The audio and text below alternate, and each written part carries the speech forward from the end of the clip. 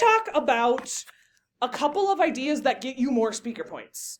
And speaker points, we know how important they are because speaker points can be the difference between first and second place. It can be a half-point difference, right? So, and show me screens, everybody. Speaker points at this level are a lot harder because no longer are you going against other novices at this tournament. You are now all in the varsity category. And you're going to be fine, but there is more strategy involved when you're going against kids who have more experience. Show me screens, crafts, and there we go. Okay. So, a couple of quick things about pacing. Number one, the words we're going to talk about today and tomorrow seem like no-brainers. They're like, yeah, duh, Mrs. Goetz, I should do that. But I'm making a big deal out of them because a lot of kids don't do well at these things. They start strong, and then they give up, and that was the difference. It was like that half-point speaker point. That was the difference. So pacing is just how fast or slow you speak. That's it. This little seagull meme is this seagull who is spewing. He's speed reading way too fast. So the problem with pacing in debate is, look at this first sentence with me, guys. People's brains are only capable of processing language so fast. So just because you're saying it doesn't mean the judge is actually understanding it. That's a huge misconception in debate. Well, I said it. Why did the judge get it? Maybe you didn't make a big enough deal out of it, or maybe you were talking too fast during that point, or maybe you needed to repeat yourself. And that's a hard thing to come to grips with, but when you can do that better, you're going to do better at the tournament. If you think you're speaking too quickly, you probably are. Like right now, I am very aware that I'm speaking too quickly, but it's also because I'm trying to do 2 vocab words in one day, right?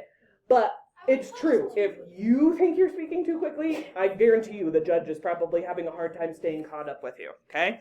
So, a couple of tiny things that make you do better. You should try and vary it, Candid Focus, as much as you can. Sometimes you're purposely going faster, and sometimes you slow down.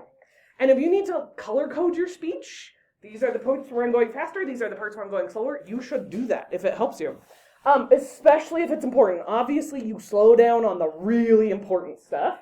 And usually when you're nervous, your body releases more adrenaline, which makes you more nervous, which makes most kids at a tournament talk way faster than they realize. So you have to purposely combat the adrenaline and slow down. Pauses have power. Because when you pause, it forces the judge or the audience to really focus on the thing you just said. So don't do too many, but when you're about to make a mic drop moment, it doesn't matter what it is, but when it's a big moment, pause for just a second, because it really makes them focus on that one part. It's also part of judge adaptation. Can you handle speed? But maybe don't ask it like that. Well, that might be a little bit offensive. Be like, are you comfortable, or would it be okay with you if I read quickly, because I have a lot of high-quality arguments I want to get to. But be prepared if they say no, right? I do have advanced debaters who write 2 speeches. They have their fast, really technical speech, and they have a slower, dumbed-down speech. So I'm not saying you have to, but if you're very interested in doing the absolute best you can, usually my kids who win first place at state end up writing 2 speeches. Yeah, because they're really ready to adapt to a judge. So, you do need to be aware of rushing because, especially in LDN policy, there's just too much to do. So if you have to go faster than you think you should, you really have to focus on repeating the important stuff and overdoing it on speaking really, really clearly. So I've got a quick video to show you on this one. This is like a public speaking expert, so let's just kind of finish with this. If I were you, I would be thinking, what's one thing from this video, and you could do it right now, what's one thing I can steal from this video for the You Try box? So what's the best way to pace your speech?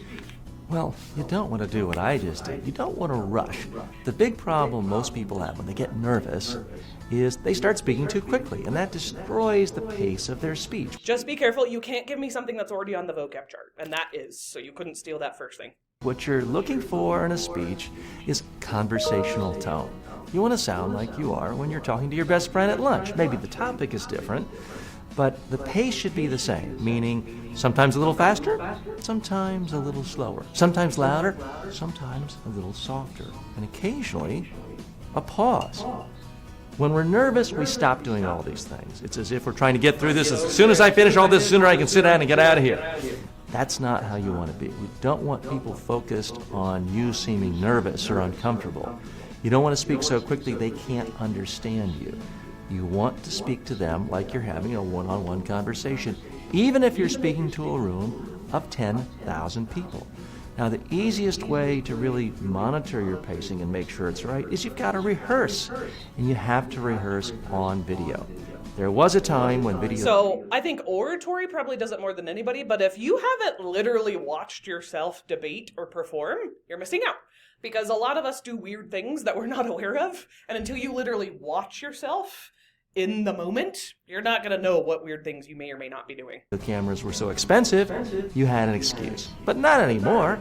I mean, these days, we're surrounded by video cameras. Chromebook camera. Use your cell phone. Use a webcam. An iPad. Everywhere there are video cameras. Practice your presentation and look at it. And if you think you're speaking too quickly, you probably are. If you think you're rushed, you probably are. So you need to look at a video of yourself and say, hey, that person sounds interesting, engaging, and conversational. When you get to the point of watching your rehearsal video like that, your pacing for your actual speech should be fine. So the last thing I'll say is I read an interesting piece of research about a month ago that said people who talk slower, and I probably have said this before, so I'm sorry if this is a repeat, but it's just a good way to end this vocab lesson.